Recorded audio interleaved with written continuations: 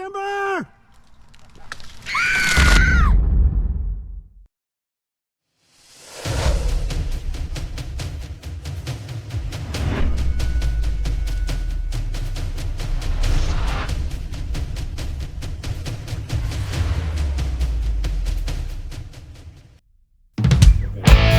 Hydrate today. I know it doesn't feel that hot, but it is hot. You're going to be working and everything, sweating, so make sure you've eaten, make sure we get, if you do get hurt, see, I don't care what it is, how minor, come see me, we'll take care of it.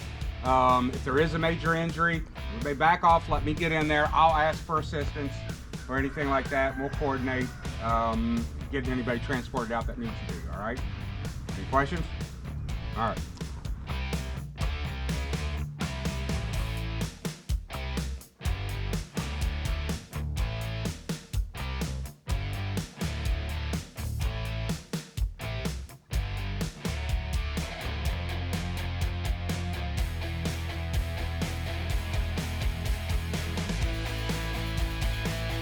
This right here is a 194 in the tree arbor saw for climbing, or I use it for climbing and mostly in topping trees in a bucket. What makes it an arbor saw? Because the top handle saw, a lot of companies now have outlawed these saws. Major, big companies. Why? Because people like to do this, one-handed. I do that all the time. What's wrong with that? Because, yeah, I've seen people do it with big saws, but they do not make a one-handed chainsaw. The only one-handed saw they make is a silky saw or just a hand saw. So you need to keep your hands on the saw at all times, because you could reach up and do this, cut a limb, and it slide down the limb and cut you on the arm and finger. I watched the guy that trained me actually cut his pinky off. They were able to sew it back on to do laser surgery. But the reason why they don't want, a lot of companies have went away from an arbor saw is because people want to one-hand them. Did that guy finish the workday? No, he was home. I finished that day for him. Yeah, so exactly. This is one of the new saws that still come out with. It's a fuel-injected saw. It only has is a kill switch. That's it. You just pump it up, crank it. I haven't had any issue with this saw. And it's a good saw. First one we had no issues with it, but somebody walked off with it, so we had to get another one. And they're not cheap. How many cc is that? 70, around 75. 6.8 horsepower. 75, And can't remember exactly. Yeah, it's in between. It's right there close to a 661. It's only just a few cc's lower than a 661. MS 661 steel. Now this saw is a 261. Now this is a professional saw. It's a really good saw. When they come out with this saw right here, it's expensive. To me, it's expensive. I mean, it looks the same size as this 261, but this saw right here, I'll cut that one a lot faster. It's a fast saw. There's a whole aftermarket. You can change the color on them. You can do all kinds of shit to them. They're like a Lego now. There's dudes that have whole companies just building parts for saws that they don't make. There's a place in Pennsylvania that's really doing a real good job for these guys that are doing. And I really wanted to get one, but I just didn't want to spend the money.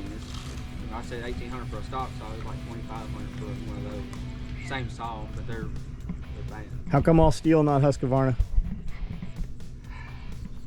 Just Ford, Chevy?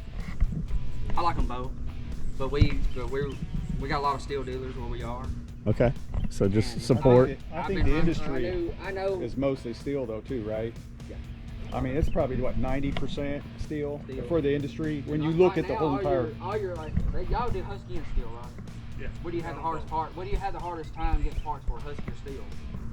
In the last couple of years, it's been a little bit of both, probably more Husky. Well, I know since the Kufa stuff hit, we've had a lot of trouble with everything, but.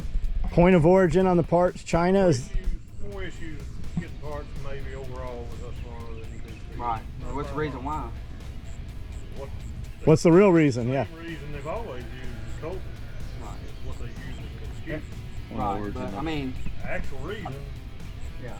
no. Are the parts originating from China? Is that where you think they're coming from? No, I don't think so. That's not On what Husqvarna, most of that stuff comes from Sweden. Sweden? See, I think the biggest thing is having a local dealer. Right. You know, don't drive 3 hours because you have to have a steel if you don't have a steel dealer, but you might have an Echo dealer, and don't buy it from the box store. If you're gonna go to Lowe's or whatever and try to buy a saw, and then your saw is messed up, you ain't gonna take it back to Lowe's to get it repaired. No. You know, if you take it to your local dealer, or you need chains or chain sharp, most of the dealers are gonna have the chain sharpener there where they put it on the machine, the grinder or whatever, if you can't do it yourself. So yeah, it's your shops, your local saw shops, like I'm sure y'all offer that. Yeah, they offer, go in, they'll grind them for you and whatever. And you can go to Lowe's and get that 455, 460 Rancher Husqvarna, and it looks like these saws, but they're not the same. It's not the same thing, man. You ever bend bars? Yeah, I've bent bars. I do that for some reason a lot. you got a bent bar here. You get in a hurry, and then this is the thing, you get in a hurry, not paying attention to what you're doing, and you're not paying attention to when you're cutting a tree down and you'll hang one. Hang it, they don't crush it. It just, you know, why you always gotta be safe. Can you do that one-handed thing where you just hold the saw and you drop it and it starts? Nah, I don't know, I ain't tried it, but I watched Wrangler Star do it. That's what I'm talking about, Cody. The old man saw that they make, the soft pull saw, that'll do it. The 180. If you just lift it up and let it go, it'll start it. If the easy start one, the old man saw it. The old man. Do they make multiple models of those? I think they just make one model, dude. Are they low compression? Is that why they do it? Well, I bought it because they talked me into it. They're like, hey, we got this soft start old man one. Mine look old, I'm not that old. I bought it. If you got shoulder problems, rotator cuff injury or something, you can still start one. Yeah. The problem I have with it is I still want to start it like an old chainsaw, so I'm still like going, and then it's like Rip your arm off. I'm not starting. And then when you let go, the string comes in and it'll just go. Blah, blah, blah. Do you ever see any real crews show up with electric stuff? I haven't yet, not where this type of work we're doing. I've seen a lot of people going to battery operated climbing saws. I can see that, yeah. Are you still sold on the electric saws? I mean, you saw what we did with We the did. vault over at the church. We did 2 acres. The company came in and fell all the trees, limbed them, and we cut up all the brush and dragged it back over here and spent 10 days probably with a chipper running brush through it and making wood chips. And he showed up with that 40 volt DeWalt, and I'm like, get the fuck out of here. There's no way that, because we had gas saws. He's like, you'll see. And he did. He outcut us like the whole fucking time. He had probably 6 batteries with him. Right. And just and it had a built-in chain sharpener on that thing. I just ran that chain till it wouldn't cut anything anymore. Are there companies making better chaps? Yeah. But this is not like what you would. They're a good chap. Who makes that? This is like a Forester brand, I think. Are there different types of chaps for different applications? This is apron style. You just when you put it on, and then Mike's got another pair that's a little different. But these are just apron style. You just put them on and you buckle them up. Okay. And he's got some that you can buy chainsaw pants, like the regular pants you put on. Huh? Would you rather have more pockets? This, well, it depends on the style, but like these are just apron style. Would you like to have Molly all over it? Would you like to have pals? Are you doing market research right now? Would you like to have multicam black ones? Is this market research? You know, we could sell the shit out of those. Man, you need a squire. You need a dude that just sharpens your shit, fills it up, brings you a cold drink. Right.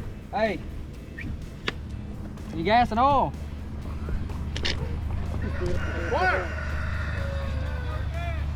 There ain't no gas in it. Rick, I need gas. I'm gonna notch it. And what I'm probably gonna do is notch it a little bit to the left, just so we can. But you know, usually when you're looking at it like this, you want to look down this sight right here, and where you want to drop it. You want to line that up with where you're going to drop the tree. Does it matter what kind of bar oil, or is all bar oil the same? I don't think it's all the same, but More expensive is always better? no, I don't think so. Not always. How bad is it to run out of It's bar mostly oil? 30 weight oil. How long can I run it without bar oil? That's when I know I need to stop. I'm gonna start smoking. You'll know. Well, if you run it without bar oil, you're just going to smoke. What are some sounds you should never hear from your chainsaw?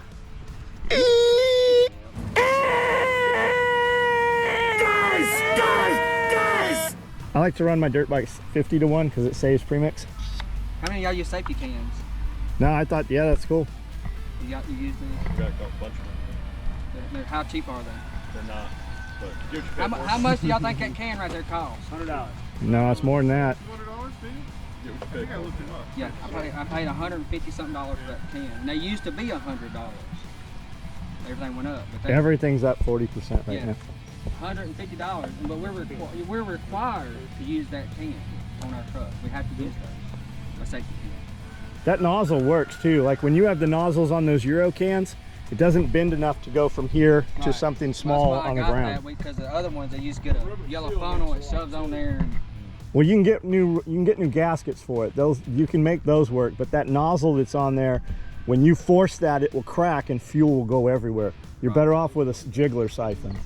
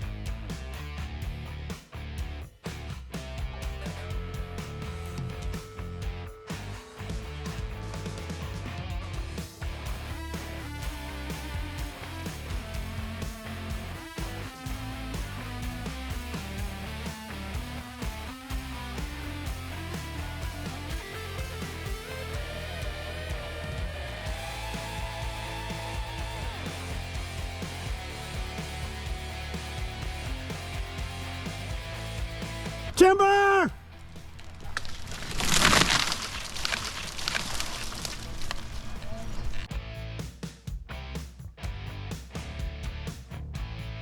Never. You've never said timber. Never said timber. Someone's gonna laugh and move the hell out of the way. How tall should your stumps be? Kneecap, waist? Is there a however standard? how you want to do it. I usually cut them at the ground. Usually if I'm in somebody's yard, because I don't want to have to deal with it. Just one cut and then it's flush. But if we're gonna pull them out with an excavator or something, Yeah, leave them at least, you know, I'd go, probably, if you're gonna do it with an excavator, I would have left it probably about right here. But, you know, waist high is fine. All right, look at this. Does that look, make more sense when you look at it off the stump like that? normally I would have been right here.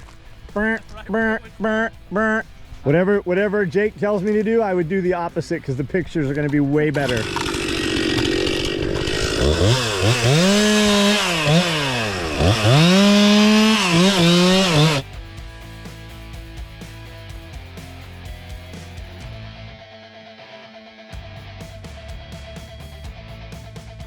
Once we get this packed, we've held pressure for 5 minutes. Now what do we want to do?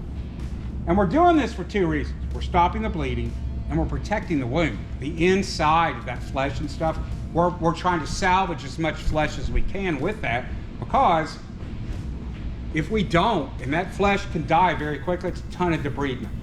And even bigger chance of infection, even bigger chance of slowing the healing process. We can preserve as much flesh and tissue as possible. It's going to heal quicker. I know you're going to want something small, right? Because you don't want big bulky. This is an Olaze bandage. I love these for a couple reasons. Number one, guess what else it gives you? A pillow. Yeah, that is a pillow because it's a big ass You package. sleep on it? It's horrible packaging. More gauze, there's wound packing gauze on the inside of here. So if you only have, say, one package, you've got a whole nother package in the bandage itself. Is that there with the intention of pulling it out and Yes, packing? that's Okay. exactly what it's Okay. there for. This pad is going to go over the wound, right? So we want to go and we're going to hold it tight down, okay? So when we do that first wrap, we want it tight and it's going to go over. And the nice thing, the way this is, we're pulling, because this is nothing more than what? Just an ace bandage. Same material, down and tight. And then what we want to do is you want to do maybe a little wrap just past it on this side, another one past it on this side. For what reason? Now, I'm not even finished, but guess what I've done? Sealed it off. It's not going anywhere. We want to completely cut off circulation. Well, it's already cut off. So quit worrying about it. You got a freaking tourniquet on. Don't worry about it. This is a pocket organizer. I turned it in. I got duct tape, wound packing gauze. I've got a pressure dressing, a nasal airway, and a chest decompression needle. All in this that carries in there. I also, I don't wear it today, but if I don't have this, I'm wearing pants, I wear his ankle ring. I hated ankle rings. I'm just telling you, hated wearing an ankle medkit because they were so big and bulky. His are slim. It's the first one I've had that's comfortable. Now, I'm not saying this because he's standing right. I'm just saying it because it's true. But there's no excuse not to carry it. Somebody taught me this a long time Yeah. ago. You can just take it and wrap it around your Yeah. ankle. There you go. There it is. Yeah, if you don't have any other way, dress clothes, whatever, you don't want to carry it in your pocket, there's a way to do it.